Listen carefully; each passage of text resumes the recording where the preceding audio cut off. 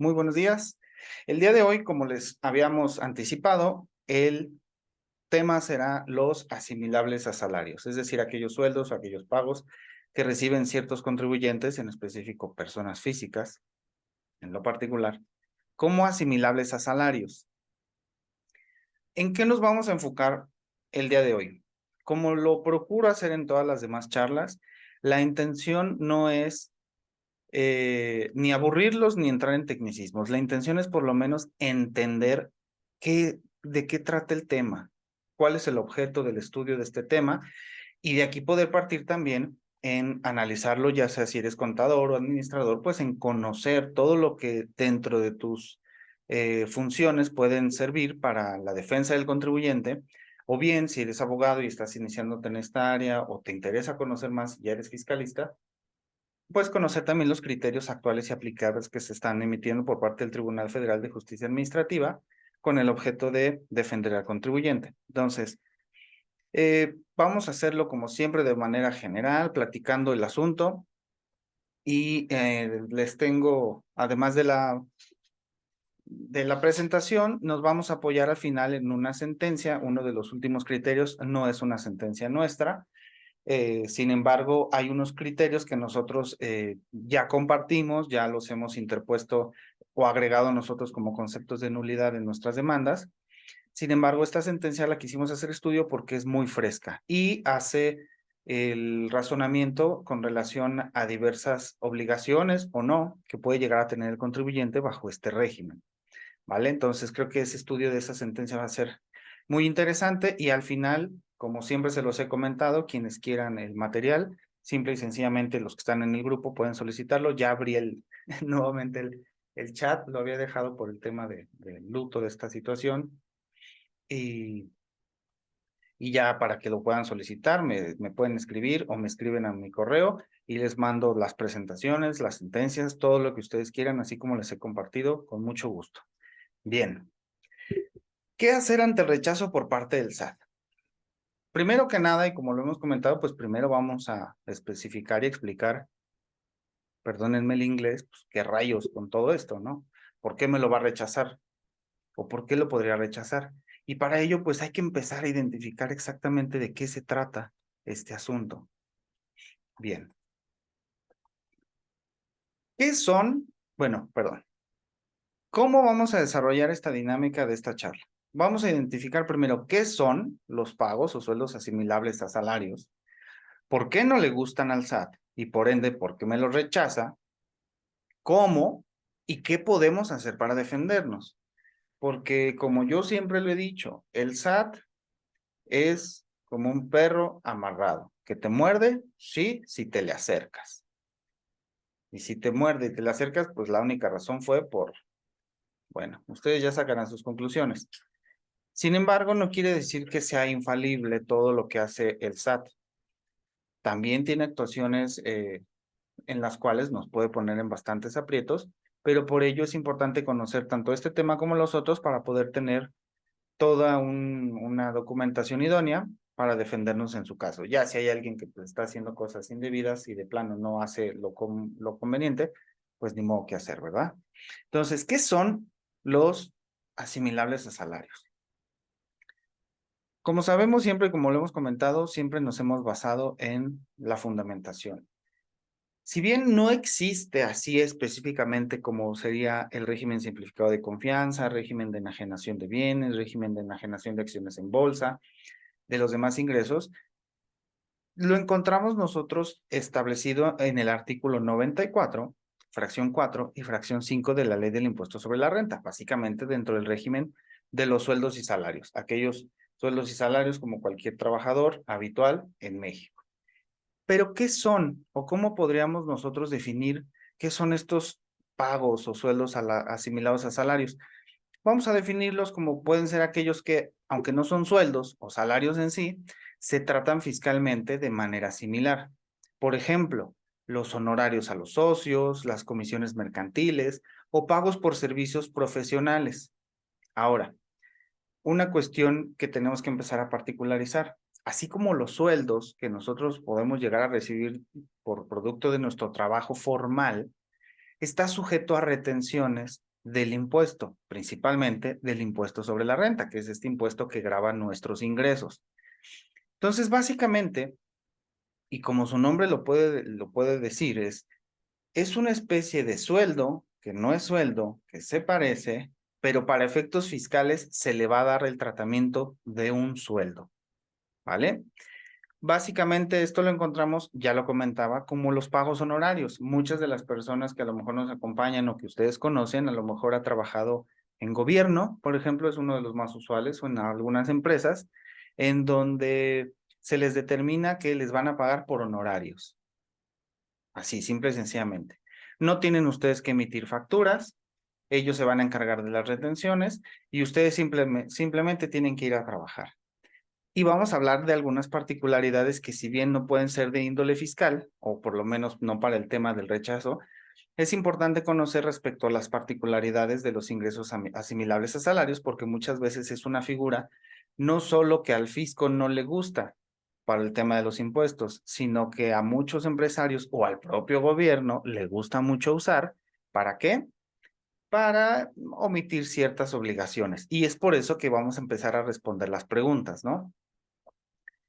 Lo comentábamos que el artículo 94, fracción quinta, cuarto y quinto de la ley del impuesto sobre la renta ya lo definen. Dijimos que, bueno, son aquellos sueldos similares o aquellos pagos de comisiones por parte de un pagador o retenedor. ¿Y cómo lo establece la norma? Así, simple y sencillamente, los honorarios a personas que presten servicios preponderantemente a un prestatario, es lo que establece la fracción 4. ¿Cómo podemos considerar nosotros que es una actividad preponderante? Pues bueno, que los ingresos por esta actividad representen más del 50% de nuestros ingresos obtenidos. Si nuestros ingresos obtenidos por parte de ese pago de esa empresa o así representan más del 50%, simple y sencillamente estamos considerando que eso es una actividad preponderante. Ahora, una de las particularidades es, para que se pueda considerar de esta forma, tenemos que hacer el aviso, tenemos que comunicar por escrito al prestatario, es decir, a quien nos va a pagar, que queremos que nos paguen de esa forma. Ahora, esto muchas veces, ¿dónde se establece? O principalmente, ¿dónde se debe establecer? Y aquí es donde empezamos a puntualizar algunas cosas que son las que en su momento nos van a servir para la defensa. En el contrato. ¿En qué contrato? Pues en el contrato de prestación de servicios, ¿vale? No en el contrato de trabajo. Porque si hablamos de un contrato de trabajo o un contrato laboral en el estricto sentido, entonces estaríamos hablando de sueldos y salarios bajo el estricto sentido de la norma, es decir, un trabajo formal. Aquí estamos hablando de honorarios, lo que comúnmente se conoce como de, no voy a trabajar directamente como trabajador de la empresa, con horarios, con jefes, no, voy a hacer una prestación de servicios independiente, pero el tratamiento del pago va a ser similar, ¿vale? Como lo comentábamos aquí, los honorarios a personas que presten servicios preponderantemente, o la fracción 5, los honorarios que perciban las personas físicas de personas morales con actividades empresariales. Es decir, aquellas personas físicas que sea por actividades empresariales, por prestar servicios independientes. Y se repite lo mismo, cuando comuniquen por escrito al prestatario. Es decir, que se le tiene que hacer el señalamiento. Lo vuelvo a mencionar. ¿Dónde o cómo se va a acreditar que hicimos este señalamiento? A través del contrato, ¿vale? Entonces, para que nosotros empecemos a tomar nota que esas son las principales herramientas para poder acreditar esta situación. Ahora, ya sabemos, ya conocemos de cierta forma qué son pagos, se parecen a los salarios y tengo que regirme bajo este numeral, bajo estas fracciones, sé qué tipo de actividades se pueden entrar aquí. ¿Por qué no le gustan al SAT? ¿O cuáles son y qué son sus ventajas? ¿O qué ventajas representan? Y aquí vamos a empezar a considerar por qué no le gustan al SAT. Como les comentaba, al no tratarse de un contrato laboral o de un trabajo en el estricto sentido formal, en el que tienes un horario, tienes un jefe, tienes prestaciones, no hay una subordinación directa. Por lo tanto, si no hay una subordinación directa, si va a ser un servicio independiente, no es afecto a prestaciones habituales del trabajador. Con esto podemos contestar por qué algunos patrones o incluso el gobierno, cuando te contrata por honorarios, te contrata bajo esta figura de asimilados a salarios. Porque simple y sencillamente, si lo hace de esta manera, lo único para lo que va a estar obligado es a retenerte el ISR.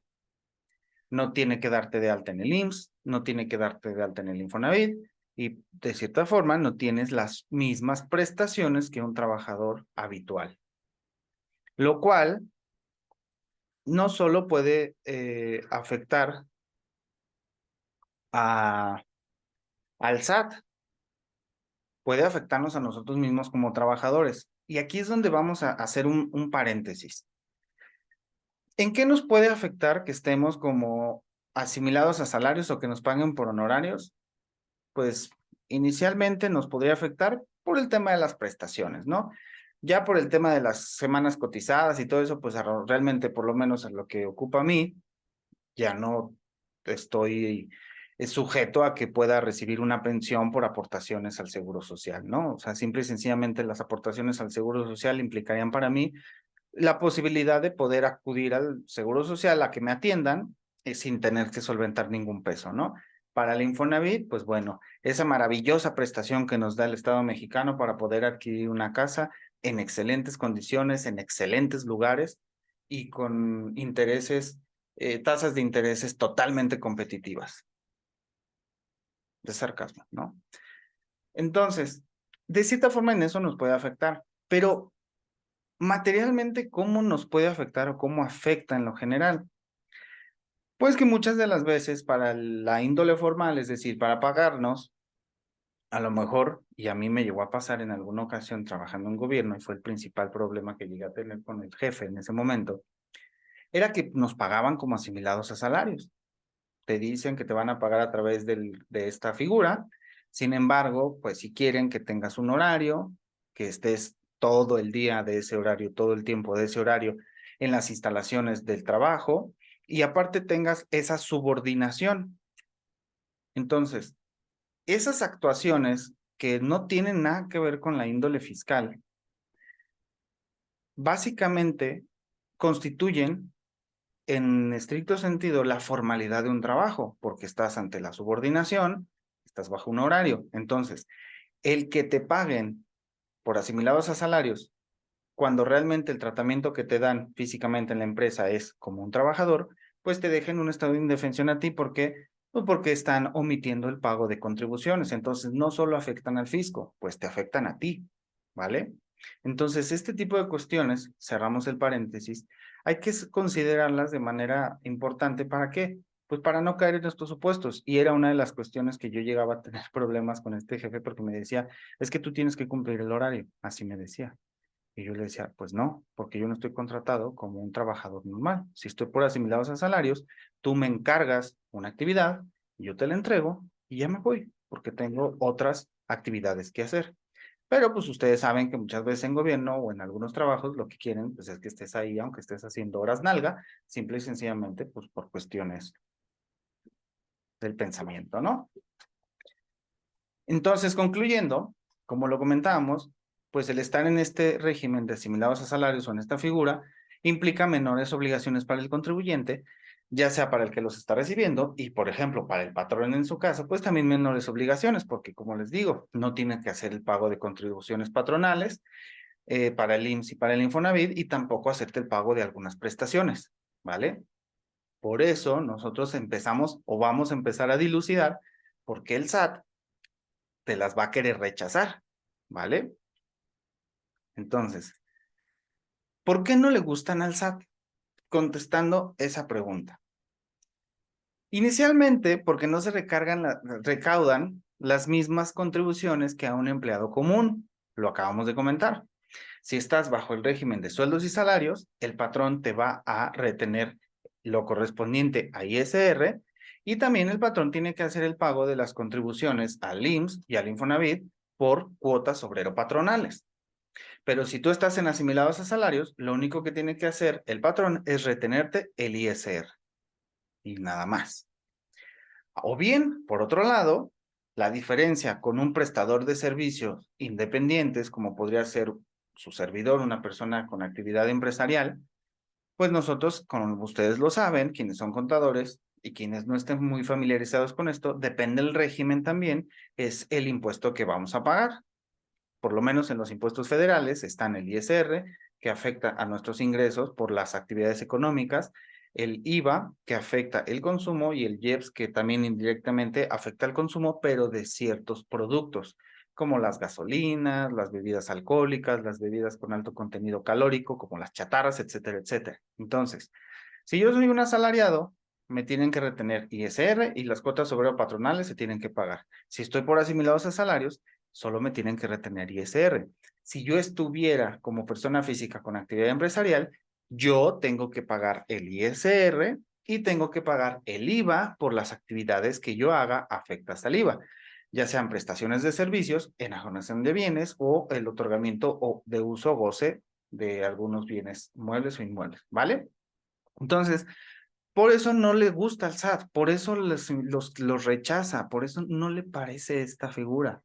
Pero ¿esta figura es ilegal? No, como ya lo vimos, está establecida en la Ley del Impuesto sobre la Renta, artículo 94, fracción cuarta y quinta. Está totalmente contemplado. Pero ¿cuál es el problema? Que se da a una potencial evasión fiscal. Porque como lo acabamos de decir, las asimiladas a salarios solo representan la retención del impuesto sobre la renta. Y uno, como contribuyente, ¿cuál es la ventaja de que te retengan? Pues la ventaja de que te retengan es que tú simple y sencillamente, si estás obligado, en su momento tienes que presentar tu declaración anual, tener las constancias de esas retenciones y decirle al SAT, estos fueron mis ingresos, los impuestos ya me los retuvieron, es decir, pues ya los pagué porque ya me los rebajaron, listo, se acabó.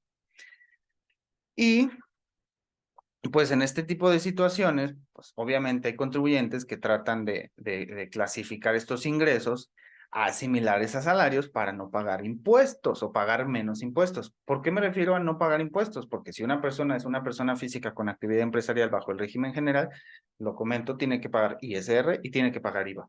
Ah, pero si yo le digo al SAT, no, es que son asimilados a salarios, pues obviamente me estaría guardando o me estaría haciendo de la vista gorda con el IVA, ¿no? Porque yo le estaría diciendo, no, ese es asimilado a salario. ¿De qué va esto?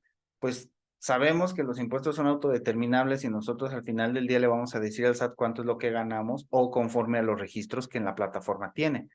Pero también nosotros tenemos la obligación de que si le vamos a declarar que esto fue por cierta situación, pues también hay que acreditarlo. ¿Con qué? Con diversas documentales, como lo hemos venido platicando, para soportar la materialidad de las operaciones, como puede ser para el proceso del 69, como puede ser para una defensa fiscal de revisión de gabinete, o para algunas otras. Entonces, en este caso, evidentemente, si vamos a declarar que nuestros sueldos o nuestras ganancias fueron por el ingreso de asimilades a salarios, que es mínimo lo que tendríamos que tener, y lo vimos en anteriores diapositivas, por lo menos el contrato y la carta donde nosotros le hacemos conocedor a ese prestatario que queremos que se nos dé el tratamiento. No es simple y sencillamente decirle al SAT, agarramos nuestros estados de, estos ingresos no los ubico, pues ponlos como asimilados a salarios. Obviamente se puede, pero en su momento la autoridad, pues al no cumplir con ciertos requisitos, te los va a rechazar o te va a decir, ok,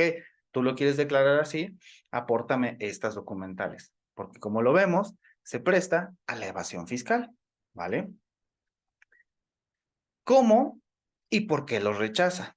Porque, como lo comenté ahorita, tú presentas tu declaración y pues sí, el SAT simple y sencillamente te los va a rechazar, pero ¿cómo o por qué? Inicialmente te puede hacer ciertos requerimientos a través de buzón tributario o notificaciones personales. Sin embargo, pues la facultad que tienen ellos, tienen la autoridad, pues son las facultades de comprobación. Tienen facultades también administrativas establecidas en el Código Fiscal de la Federación, pero principalmente utilizan las facultades de comprobación. ¿Para qué? Para revisarte, y si no le acreditas exactamente lo que tú estás declarándole, te va a querer cobrar los impuestos como a ellos les parezca. Es decir, la revisión de gabinete y la visita domiciliaria es básicamente pedirte y solicitarte toda la información que tiene que ver con tus actividades económicas y tus ingresos y que tú le acredites la procedencia de esos dineros. Ahora, aquí es donde tenemos que hacer un pequeño break. ¿Y a qué me refiero por un break? Hay muchas personas o contadores, abogados, incluso nosotros también lo comentamos, que siempre señalamos que todo aquello que entre a tu, todo aquello que entre a tu, a tu cuenta bancaria, es ingreso presunto. Y sí, eh, hay quienes en su momento no quieren que les deposite ni siquiera los hermanos para lo de la carnita asada. No, pues ¿cuánto va a ser? No, pues 100 pesos, 100 pesos para cada uno, por un suponer. Hay quienes tienen esa previsión de no, que en mi cuenta bancaria no vaya a haber nada más. ¿Por qué? Porque si el SAT se da cuenta, me va a generar, me va a presumir que esos son ingresos y me va a querer cobrar el impuesto. ¿Lo puede hacer? Sí. ¿Y a qué me refiero con hacer el break?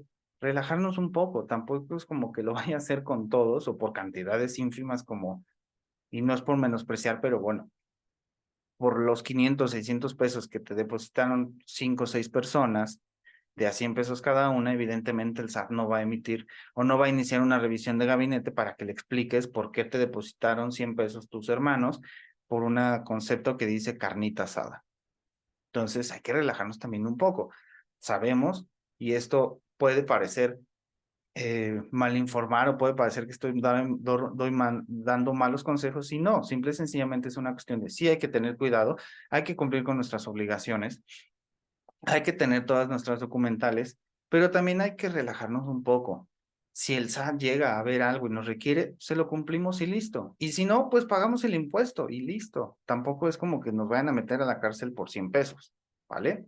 Entonces, precisamente estas facultades de comprobación, pues lo que buscan es cuando hay ciertas inconsistencias, cuando detectan algunas cuestiones como la obligación de la omisión de tus obligaciones o que no estés acreditando la materialidad de los servicios prestados porque a lo mejor te requirieron información y no la exhibiste, puede haber estos rechazos y puede haber estas revisiones que en su momento van a generar una determinación presuntiva conforme al artículo 59, fracción tercera del Código Fiscal de la Federación. Vamos a poner un ejemplo bien sencillo. Si te revisan o te empiezan a revisar, es como cuando nuestra mamá o nuestro papá, pues de repente empieza a ver que nosotros llegamos con juguetes que no nos regalaron o con algunas ropas que no nos compraron y evidentemente nos van a preguntar, ¿y eso de dónde lo trajiste? ¿Eso de dónde lo sacaste? Va a ejercer sus facultades de comprobación y en su momento puede ejercer sus facultades de chancleación, si en su momento lo hizo. ¿Vale? Hablando de una manera muy coloquial. En este caso, ¿qué es lo que hace la autoridad? Nos revisa y nos pregunta, hey, ¿eso de dónde es? Si no le supimos responder o no le acreditamos de dónde, la facultad de chancleación de la autoridad pues no va a ser chanclearnos, ¿no? Va a ser determinarnos de manera presuntiva el impuesto que tuvimos que haber pagado. Entonces, a esto se va o a esto quiere llegar la autoridad rechazando, evidentemente, todos los ingresos que se obtienen por asimilados a salarios, ¿vale? Entonces, ¿cómo nos podemos defender? Porque ya especificamos más o menos el proceso, qué son, qué tenemos que conocer, qué tenemos que saber y por qué la autoridad lo rechaza. Y ahorita vamos a entrar ya al estudio legal de cómo nos vamos a defender, pero yo siempre he considerado que tenemos que conocer de dónde viene, por qué se genera y puntos importantes que vamos a tener que desmenuzar para poder utilizarlos en la defensa fiscal. ¿Por qué? ¿Qué es lo que primero tenemos que conocer? Ya establecimos dónde se encuentra regulado. Artículo 94, fracción cuarta y quinta. Derivado de eso, y para los que están familiarizados como contadores o algunos que no estén familiarizados, así como el lunes que platicaba con unos chicos de la Universidad Panamericana, la verdad es que fue una plática muy padre, nos basábamos en 3 puntos y eso es algo que yo les comento prácticamente todos. Para saber qué impuestos y cuánto tenemos que pagar, tenemos que identificar 3 particularidades principales. Primero, el acto de hecho de derecho, es decir, qué actividad económica estamos haciendo. Segundo, ¿Qué régimen estamos nosotros? ¿Cómo lo estamos reportando? ¿Cómo nos dimos de alta? ¿Qué actividad estamos dando de alta? Para así poder determinar qué impuesto voy a pagar. Si me dedico a vender bebidas alcohólicas, es decir, si pongo un local de licuachelas, pues seguramente voy a pagar ISR por los ingresos, el IVA por el consumo y el IEPS por tratarse de bebidas alcohólicas. Es muy seguro que voy a estar sujeto posiblemente a los tres. Entonces, es importante que conozcamos exactamente la actividad, sus obligaciones y el pago que vamos a hacer. En este caso, comentábamos, qué es lo que tenemos que conocer para el tema de asimilados a salarios o asimilables a salarios? ¿Cuáles son las obligaciones implícitas de la figura? Principalmente lo señalamos. Lo establece el artículo 94, fracción cuarta y quinta. Solicitar por escrito al prestatario o en este caso al retenedor que así queremos que se hagan los pagos. Obviamente esto lo tenemos que soportar en una documental, ¿vale? ¿Tenemos que llevar contabilidad o no la tenemos que llevar? Porque si nos ponemos a pensarlo, quizá quienes son contadores que tienen esta familiarización con la índole de la presentación de declaraciones y la contabilidad, podrían decir no. No, una persona bajo el régimen de sueldos y salarios o asimilados a salarios no tiene la obligación de llevar contabilidad, ¿vale?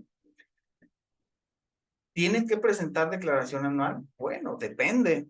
¿Depende de qué? De que se cumplan los requisitos que establece el Código Fiscal para aquellos regímenes, como en este caso sueldos y salarios o similares a salarios, para presentar declaración anual. ¿Cuál es el principal? Que superen 400,000 pesos de ingresos al año. Si no superas los 400,000 pesos de ingresos al año, no tienes esta obligación. ¿Por qué podrías presentar en todo caso también tu declaración anual? Si tienes deducciones personales, que ya es un tema aparte. Las deducciones personales son aquellos gastos que tienen relación con tu núcleo personal y que puedes usar a favor para disminuir el impuesto sobre la renta que pagaste, que te retuvieron mes a mes. Y podríamos preguntarnos aquí, bueno, Lee, has comentado que tenemos que, de las actividades que tenemos que hacer, pues tenemos que tener cierta documentación y materialidad. ¿Tenemos que acreditar la materialidad de los servicios que estamos dando? Yo les diría, depende el proceso, ¿vale? Y ahorita lo vamos a contestar conforme vayamos avanzando. Segundo punto, ¿qué tenemos que hacer para defendernos? Identificar lo establecido, a ese error me comentaba, lo establecido en el artículo 59, fracción tercera del Código Fiscal de la Federación, que básicamente establece que todos aquellos ingresos, todos aquellos depósitos que encuentren en tus cuentas bancarias y que no se los haya reportado al SAT, para el SAT van a ser ingresos presuntos para efecto de pago de impuestos. Es decir, tú tienes 300,000 pesos en tus cuentas durante todo el año. ¿Por qué? Porque tienes un sueldo de 20,000 pesos ya libres, traducidos a 12 meses, son 240,000 pesos. ¿Y los otros 60,000 de dónde, papá? Ah, bueno, pues es que es el chivo. Ok. ¿Quién te lo da? ¿Te lo da tu esposo? Ah, ok, es exento. Es un préstamo que me hizo mi papá. A ver, es que me lo hizo en efectivo. Es decir, esos 60,000 pesos que en su momento no están registrados dentro de nuestra contabilidad, o bueno, por lo menos en la plataforma de las declaraciones del SAT, pues el SAT en su momento va a señalar como de, pues si tú no me acreditas de dónde es ese ingreso o qué tipo de tratamiento se le tiene que dar, pues para mí es un ingreso que tiene que pagar impuestos. ¿Vale? Si nos regresamos al ejemplo de la mamá, pues si no le acreditamos que ese juguete nos lo regaló Juanito, nuestro mejor amigo, posiblemente nuestra mamá, ¿qué es lo que haga? Pues no lo quite y a lo mejor lo regale o lo regrese a la escuela o no sé, a donde ella considere que pertenece.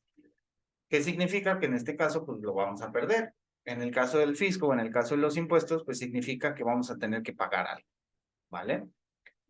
Y aquí es donde nosotros nos vamos a meter al estudio de la sentencia. Y les voy a proyectar la sentencia para ir contestando todas estas preguntas y al final, como les comentaba, se las voy a compartir. Nada más en un segundo. para irme a la sentencia. Aquí existe, como ustedes lo pueden ver, hice algunas anotaciones. Es obviamente todos los datos están sin datos personales por temas de confidencialidad, así están estas sentencias. Pero si se dan cuenta, pues es un asunto actual. Por eso quería hacer el estudio de esta sentencia. Y vamos a desglosarla para el efecto de poder darle mayor luz a esto que estamos platicando. En este caso, pues bueno, ¿qué fue lo que se impugnó? ¿Qué fue lo que se controvirtió? Una resolución contenida en un oficio por parte de la desconcentrada del SAT, es decir, el SAT le dijo al contribuyente: me debes 9,836,729 pesos. ¿Por qué? Por concepto de impuesto sobre la renta, recargos y multas del ejercicio fiscal del 2017.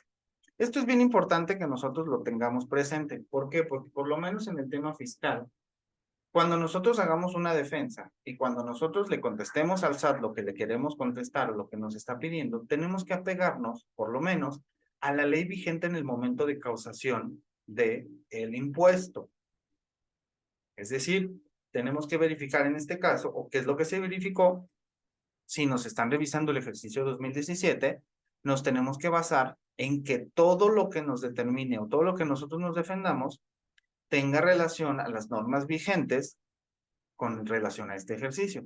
El Código Fiscal, el Impuesto sobre la Renta, ley del IVA, etcétera, etcétera. Le cayó este crédito fiscal al contribuyente. Y básicamente le señalan que, ¿qué es lo que se va a resolver? Si es legal o no, que las autoridades determinen como ingresos presuntos la cantidad de 6 millones de pesos, en términos de lo dispuesto en el artículo 59. ¿De qué fue esta sentencia o qué es lo que el SAT hace? Estos 6 millones de pesos que aparecen aquí son ingresos que el contribuyente en estudio, y como lo fuimos yendo platicando, que el contribuyente tiene registrado en su contabilidad, o por lo menos que el SAT se dio cuenta, que estos 6 millones de pesos se los pagaron por sueldos asimilados o asimilables a salarios. ¿Y qué es lo que está pretendiendo el SAT hacer?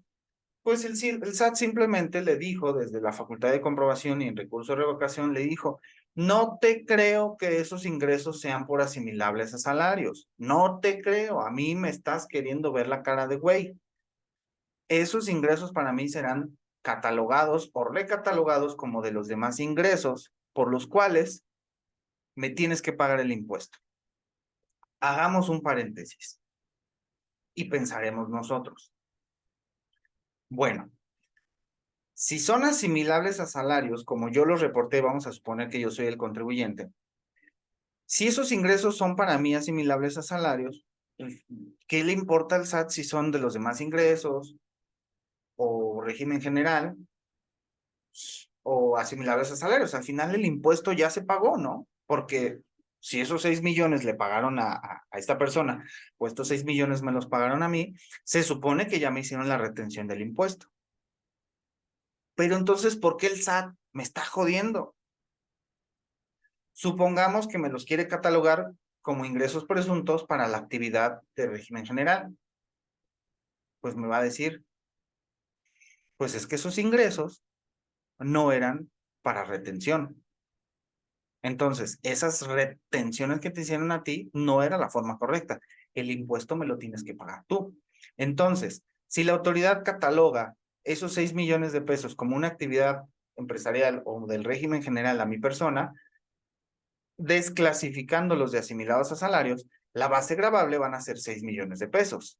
Por lo tanto, voy a tener que pagar conforme a la tarifa de, bueno, a la tasa del 35%. Ah, pero ¿qué crees? Si me lo recataloga como actividad empresarial, pues también me va a tener o me va a querer cobrar el 16% de IVA. ¿Cuál es la diferencia? Que en asimilables a salarios yo no tenía esa obligación, porque en asimilables a salarios el impuesto ya me lo retuvieron. ¿Qué quiere decir?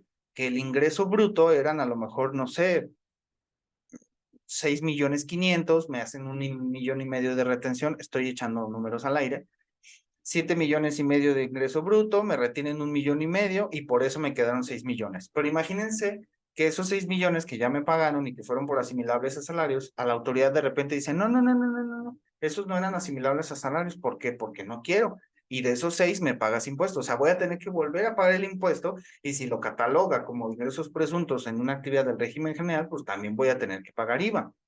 Ahora, ok, lo reclasifica y lo manda a los demás ingresos. Sigue la misma suerte. De los demás ingresos no es a través de retención. 6 millones es la base gravable, me vas a tener que pagar con base en los 6 millones de pesos. ¿No aplica IVA? No, pero eso que dices que te retuvieron, que a lo mejor ya te lo retuvieron, pues no sirve. ¿Por qué? Porque no era el tratamiento que se les tenía que dar. Obviamente es una patada muy duro en donde más nos duela si esta es una de las situaciones a las que nos enfrentamos por parte del SAT. ¿Por qué? Porque el SAT simple y sencillamente va a decir, me debes. ¿Cómo nos vamos a defender? Y es aquí a lo que vamos y es en donde se empieza a desglosar la sentencia. Como les comentaba, ¿qué es lo que busca? Que estos 6 millones no sean asimilados a salarios y los quiere catalogar como de los demás ingresos. ¿Para qué? Para que el impuesto lo tenga que pagar yo. Y resolver si es legal o no que las autoridades consideren como ingresos presuntos esta cantidad.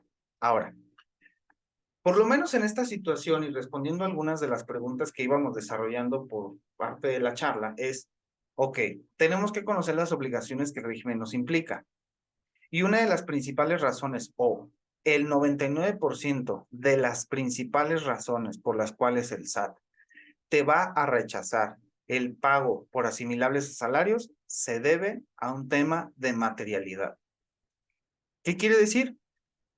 Que el SAT justifica revisarte y recatalogarte estos ingresos porque simple y sencillamente dice, no te creo que haya sido de esa forma porque no te creo que hayas prestado el servicio.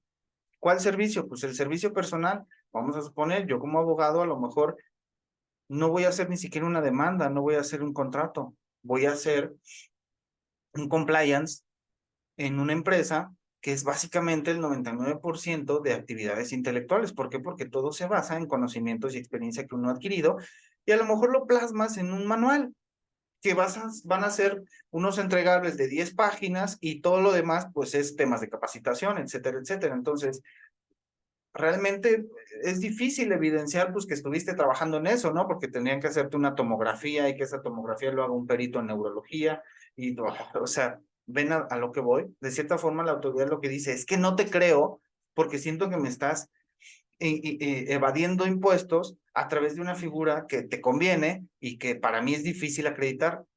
Pues estupendo, ¿no? Al final del día, nosotros lo único que tenemos que hacer es cumplir con las obligaciones. ¿Cuáles son las obligaciones? Por lo menos en su momento uno podría considerar, soy persona asimilable a salario, no tengo que llevar contabilidad. Y eso lo comentábamos hace rato. ¿Tenemos la obligación? No, no tenemos a lo mejor la obligación de llevar la contabilidad. Sin embargo, uno de los principales razonamientos que se hace en esta sentencia, por lo cual nos gusta y que nos va a servir para ustedes contadores o quienes empiecen en esta índole, a tener esto bien presente. Señala que el actor, en este caso la parte demandante, señaló que no tiene la obligación de llevar contabilidad, ¿vale? Que no lo tiene que hacer y por ende que me soliciten documentos, pues son requisitos mayores a los que deberían de hacerse. En este caso, en el crédito fiscal, pues le están haciendo alusión a artículos que tienen que ver con las personas morales, que nada tienen que ver. ¿Por qué sucede esto? Pues porque muchas de las veces utilizan formatos en el SAT prellenados, cambian datos y a veces dejan ahí como el machote, ¿no? Y señalan que pues solo tenemos la obligación de demostrar que celebramos los contratos con las personas morales. ¿Cuáles contratos? Pues esos contratos de prestación de servicios y aquellas cartas en donde le decimos al prestatario, quiero que nos hagas la retención conforme al artículo 94, fracción quinta o fracción sexta. Digo, cuarta o quinta, perdón. Muestra los contratos y el SAT simple y sencillamente le dice, no, con eso no me basta. ¿Por qué? Porque no se acredita la materialidad. Pues bueno, aquí están los contratos. Ah, es que no tenían fecha cierta. Ya tenemos un tema. Si ustedes ya lo vieron, les sugiero que si van a hacer el estudio de este, se metan también el estudio de la materialidad y de la fecha cierta, que son las charlas que tenemos nosotros. Y aquí, este es el punto medular, colegas. ¿Por qué no rechaza? Por un tema de materialidad. Y el tema de la materialidad lo quiere encuadrar, o por lo tanto, cobrarnos el impuesto de forma presunta, lo quiere encuadrar con base en el artículo 59, fracción tercera. ¿Cuál es el artículo que regula el proceso para desvirtuar o acreditar la materialidad de nuestras operaciones? No es el 59, fracción tercera del Código Fiscal de la Federación. Es el artículo 69b del Código Fiscal de la Federación. Es decir, el proceso o el procedimiento establecido en el artículo 59, fracción tercera, nada tiene que ver con materialidad. Entonces, si la autoridad nos quiere presumir ingresos o nos quiere determinar impuestos conforme al artículo 59, fracción tercera, con base en la materialidad, estamos ante una indebida fundamentación y, en su caso, una indebida motivación, que es una causa para que se decrete la nulidad lisa y llana de la determinación. Es decir, hiciste las cosas mal. ¿Vale? ¿Qué es lo que hace el estudio de esta sentencia? Vamos al tema de que se tiene que acreditar el origen y la procedencia de dichos ingresos. Ya nosotros lo señalamos, nosotros no tenemos que determinar la materialidad. Entonces, se hace una revisión practicada, dice que no se demostraron la materialidad de los servicios prestados, a pesar de que se llevaron compulsas con las empresas, ¿ok? ¿Hay una materialidad, entre comillas? Pues sí, porque están los comprobantes fiscales digitales, están los contratos, pero es que no me demostraste que lo que dices en el contrato lo llevaste a cabo. Bueno, si en el contrato establecimos que lo que iba a hacer era pensar durante 3 días y tener una conclusión que le pudiera servir a la empresa, pues ¿qué? Les digo, ¿qué tenían que presentar en todo caso? Una tomografía. Entonces, si se dan cuenta, es en donde empieza a caer en errores la autoridad. Y les comentaba, no, que no establece, no corrobora la cantidad, no demuestras la realidad, pero volvemos a lo mismo. Nosotros no tenemos que demostrar la materialidad. Entonces, ¿cómo llega el magistrado a la conclusión o a fijar la litis? Es decir, ¿qué es lo que se está controvirtiendo y qué es lo que tenemos que resolver?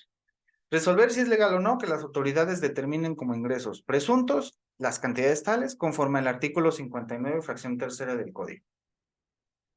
Vamos a hacer este análisis. Y otra de las cosas es, bueno, si se encuentra obligado o no a llevar contabilidad. Y vamos concluyendo con los puntos importantes, porque ya se está dando la hora y realmente todo lo demás ya es un tema de que nosotros agarremos este tipo de sentencias, agarremos este tipo de estudios o de criterios y les demos una leída. Aquí vamos a entender el tema general, cómo se resolvió y las conclusiones. Señala que, como bien lo menciona, si estábamos obligados o no a llevar contabilidad. Y eso es algo que nos podemos llevar de aquí el día de hoy. Régimen de sueldos y salarios asimilados a salarios. ¿Estamos obligados a llevar contabilidad? Pues de cierta forma, o a lo mejor pensaríamos que no. Pero, ¿cuáles son las obligaciones? Porque ¿cuáles son las obligaciones? Dice que estar inscrito en el Registro Federal de Contribuyentes y solicitar a su empleador las constancias que se refieren.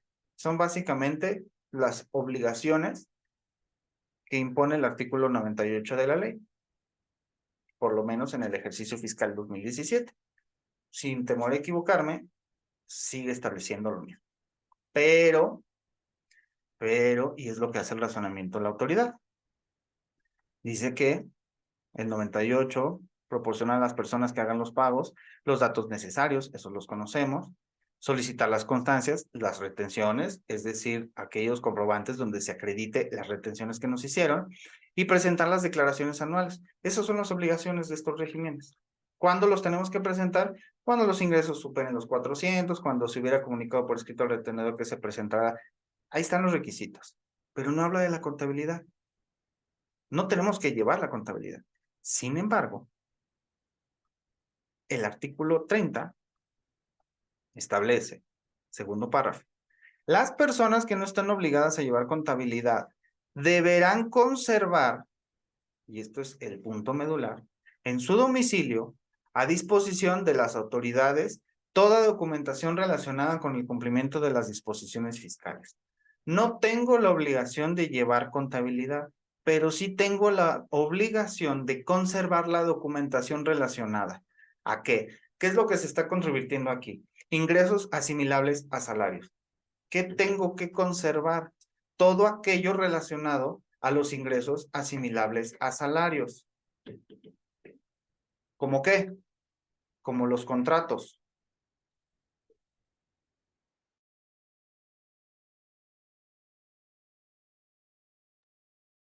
Perdón, por aquí se me... el sonido. Vuelvo a lo mismo. ¿Cuál es la obligación que sí tenemos, aunque no tengamos la obligación de la contabilidad? Conservar a disposición de las autoridades. ¿A qué se refiere con la disposición? Si nos lo pide, lo tenemos que tener. Aquí hay documentación relacionada, asimilables a salarios. ¿Qué dijimos que tenemos que tener mínimo? Los comprobantes fiscales donde se nos hicieron las retenciones, los contratos con aquel que nos hizo las retenciones o a quien le prestamos el servicio y la carta o el señalamiento que le dijimos a la autoridad, digo al prestatario, que queremos que se nos dé el tratamiento y que sea todo por asimilables a salarios. Si se dan cuenta, de cierta forma esto es materialidad, pero esto es para nosotros, porque esto nos sirve a nosotros, ¿para qué? Para acreditar la actividad de lo que estamos haciendo. Entonces, si bien, para que no caigamos en este vicio, si bien no estamos obligados a llevar la contabilidad, sí tenemos que tener todos nuestros documentos. Por eso es importante que las actividades que hagamos, pues las relacionemos. Vamos a poner otro ejemplo, porque dentro de estas revisiones les dicen, bueno, sí, a ver, pero yo, y si se fijaron al inicio, decía que 9 millones. 9 millones era lo que le estaba queriendo determinar como ingreso presunto. 6 millones asimilados a salarios y los otros 3 millones, ¿de qué creen que son? De préstamos. Sabemos que los préstamos no son afectos a impuestos sobre la renta, salvo que sean incobrables, porque ya sería como una especie de adquisición de bienes. Ahora, ¿cómo voy a acreditar? Ok, lo de los préstamos. No los tengo que informar si son préstamos, si no superan los 600,000 pesos según el párrafo segundo del artículo 90 de la ley del impuesto sobre la renta. No, no los tengo que declarar, no los tengo que concatenar en mi contabilidad, ni siquiera tengo que llevar contabilidad, pero sí tengo que acreditar el préstamo. ¿Cómo? Y era lo que hablábamos con el tema de la fecha cierta y el tema de la materialidad. ¿Cómo lo voy a acreditar? Pues con el contrato. Aunque no sea un contrato notariado, ¿cómo voy a soportar lo del contrato no notariado? Porque acuérdense que el contrato notariado lo único que acredita es la fecha cierta, no acredita que la actividad se haya llevado a cabo. Si pongo un contrato que es un mutuo simple entre mi compadre y yo, ¿cómo lo puedo acreditar? Con las transacciones, que le hice llegar el dinero y luego me lo regresó. Esa es la documentación relacionada con el cumplimiento de las disposiciones fiscales. ¿Por qué? Porque las disposiciones fiscales te establecen que el SAT te podrá decir que eso es impuesto, salvo prueba en contrario. Entonces, si nosotros tenemos para cumplir las disposiciones fiscales, es exhibir pruebas de la documentación o de nuestras actividades, tenemos que hacerlo de esta manera. ¿Vale? Entonces, ya para ir concluyendo, ¿cómo te determinan el impuesto? ¿O cómo te hacen o cómo te determinan que tienes que pagar todos los impuestos?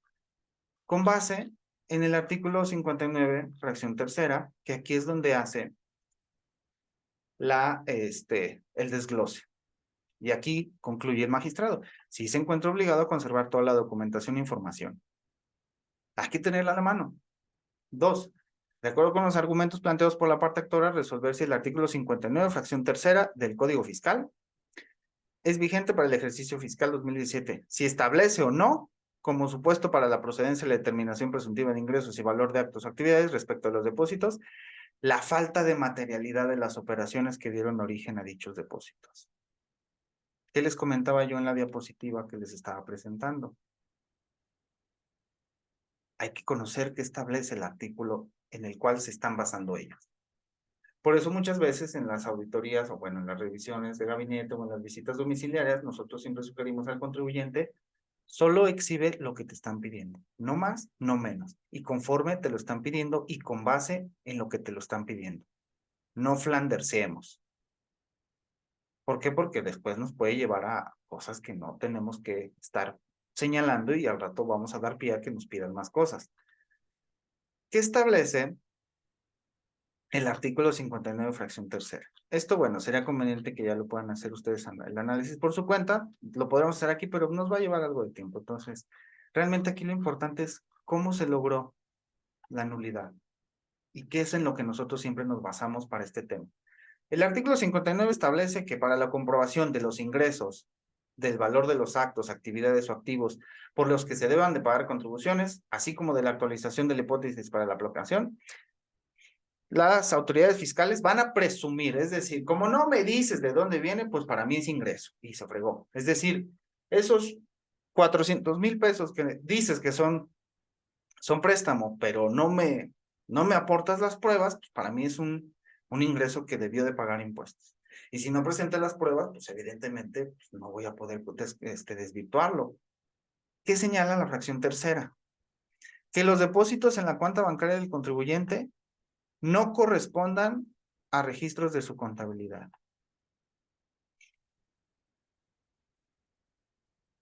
Pues ni siquiera tengo que llevar contabilidad. Ah, bueno, pero ya dijeron que sí tengo que tener las documentales. Está bueno, ahí las tengo. ¿Qué estoy obligado a llevar? No tengo que llevar la contabilidad, los documentos. Para los efectos de esta fracción, se considera que el contribuyente no registró en su contabilidad los depósitos en su cuenta bancaria cuando está obligado a llevarla, no la presenta a la autoridad cuando éste ejerza sus facultades de comprobación. Punto importante. La persona presentó su declaración anual. El contribuyente presentó su declaración anual. Cuando tú estás en este supuesto asimilados a salarios, sueldos y salarios y superas estas cantidades, estás obligado. Si tú lo presentaste, la autoridad no tendría por qué ejercer facultades de comprobación. Entonces, ¿qué es lo que empieza a dar este artículo?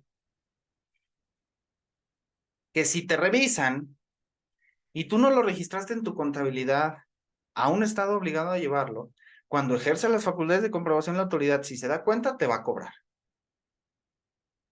También se presumirá que los depósitos que se efectúen en un ejercicio fiscal cuya suma sea superior a 1,400,000, eso en el 2017, ahorita es 1,800,000 y tantos, en las cuentas bancarias de una persona que no esté inscrita. Es decir, si no estoy inscrito o no estoy obligado, pero en mis cuentas bancarias se superan estos 1,800,000, en este caso 1,400,000, la autoridad también va a poder presumir que todos son ingresos presuntos, salvo prueba en contrario. Y hay una excepción que establece aquí. No se aplicará lo dispuesto en el párrafo anterior cuando, antes de que la autoridad inicie el ejercicio de sus facultades de comprobación, el contribuyente informe al Servicio de Administración Tributaria de los depósitos realizados. En el caso que nos ocupa, y como lo hemos venido desarrollando durante toda la charla, ¿se lo hicimos saber a la autoridad? Sí, a través de la declaración anual. ¿Qué es a lo que estamos obligados? Aquí establece algo de que estamos obligados a acreditar la materialidad. No. ¿Cuál es el que nos ocupa para el tema de la materialidad? El 69B, y es un proceso distinto que se lleva aparte. Entonces esto es lo que nos va a ayudar para defendernos y acreditar los debidos ingresos por asimilables a salarios. ¿Qué fue lo que resolvió la autoridad? Nos vamos a la parte final. La parte actora aprobó parcialmente los hechos. ¿Por qué parcialmente? Porque la actora señalaba que no tenía la obligación de la contabilidad, sin embargo, sí acreditó las documentales. Y por esa indebida fundamentación se declara la nulidad para los efectos de la resolución originalmente recurrida. ¿Por qué para efectos en este caso? ¿Por qué? Porque dentro de los asimilables también le estaban presumiendo unos préstamos, los cuales no pudo relacionar. Entonces, ¿por qué para efectos? Vuélvelo a hacer, pero solo para algunos otros. En este caso, por el tema de los asimilables, se declara la nulidad lisillana de la resolución impugnada. Y esto ustedes lo pueden estudiar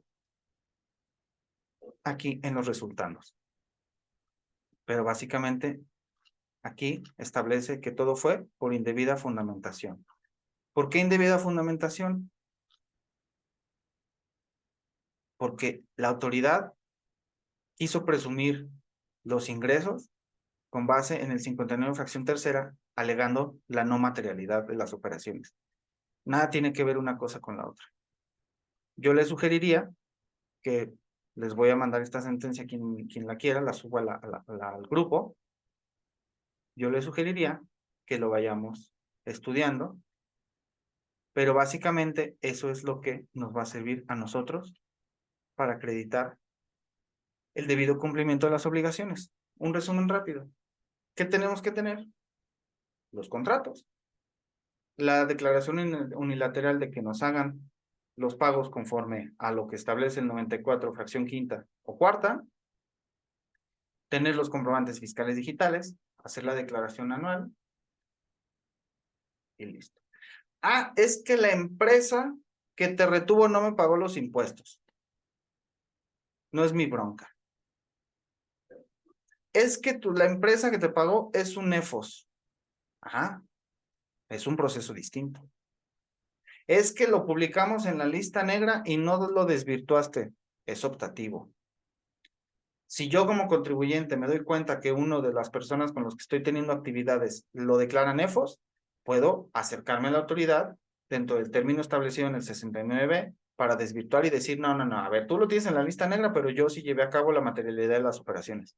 Si no lo quiero hacer ahí, lo hago en facultades de comprobación. Entonces, es importante, por eso les comentaba que esto de los asimilables a salarios se relaciona mucho con las otras charlas que hemos tenido, fecha cierta, materialidad de las operaciones y procedimiento del 69. ¿Vale, vale? Y bueno, vamos a concluir aquí, porque ya se nos dio la hora, poquitas pasaditas, y creo que se llegó a el entendimiento de la charla. Esto ya lo habíamos visto. Y como siempre, muchas gracias. Mi nombre es Miguel Ángel Morales Rodríguez, licenciado en Derecho, maestro en Impuestos y especialista en prevención del lavado de dinero. Aquí les dejo mi correo y mis teléfonos. El 449-904-8590 es directamente del WhatsApp. El 5621-027080 es mi personal. Si en algo les puedo ayudar, tienen algunas dudas, comentarios, quejas, sugerencias, con mucho gusto. Les invito también a que nos sigan en nuestras páginas, en redes sociales. Estamos en YouTube como Moral Defensa al Contribuyente, que es donde vamos a subir esta charla para que la puedan seguir estudiando o para que de aquí a lo mejor si les dio luz para seguir su camino en otra situación o por lo menos seguir estudiando. Espero que haya sido así. La vamos a subir por lo pronto, yo creo que el siguiente sábado. Y pueden encontrarnos también en TikTok, YouTube, YouTube, TikTok, Facebook e Instagram. Aquí están nuevamente los correos, el general del despacho, hola moralesasesores.mx y miguel.morales@moralesasesores.mx. Muchas gracias. Ahora sí voy a dejar de grabar para comentarios, quejas, sugerencias, preguntas o lo que quieran compartir.